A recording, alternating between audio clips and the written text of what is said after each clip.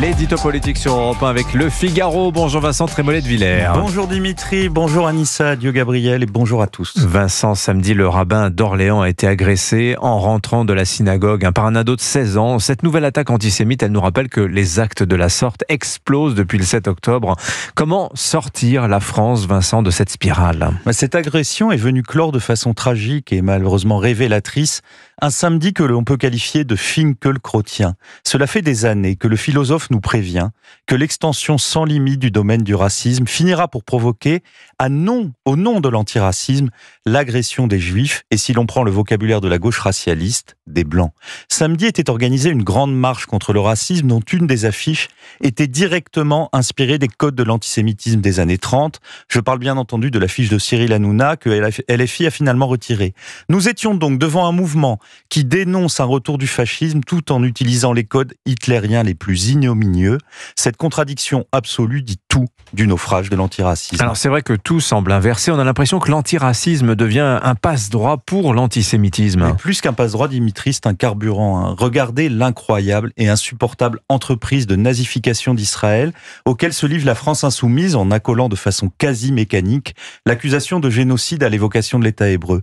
L'antisémitisme dès lors se cache derrière un pseudo-antifascisme. L'agresseur est alors paré des vertus du résistant.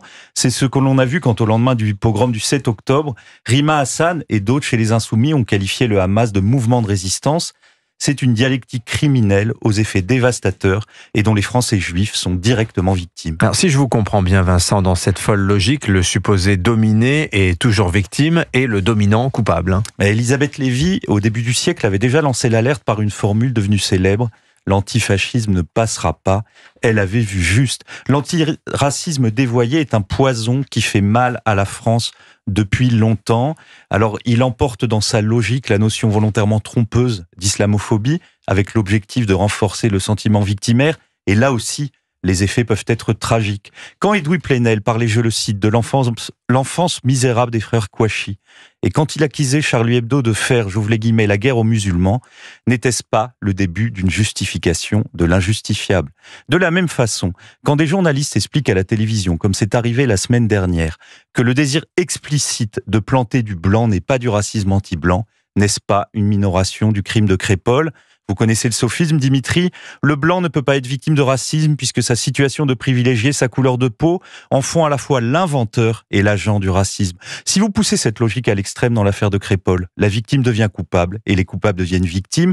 Ces inversions à répétition sont moralement monstrueuses et socialement très dangereuses. Dangereuses, qu'est-ce que vous voulez dire ? Cela entretient un climat de défiance qui alimente les logiques d'affrontement. C'est ce que semble vouloir l'extrême gauche, puisqu'elle diffuse ce discours plaintif en sachant qu'il sera reçu favorablement par une partie de la population issue de l'immigration arabo-musulmane. Population très importante dans notre pays, population que nous avons laissé s'installer chez nous, là encore, au nom de l'antiracisme. Population dont Jean-Luc Mélenchon veut faire une réserve électorale en assumant un antisionisme exceptionnel.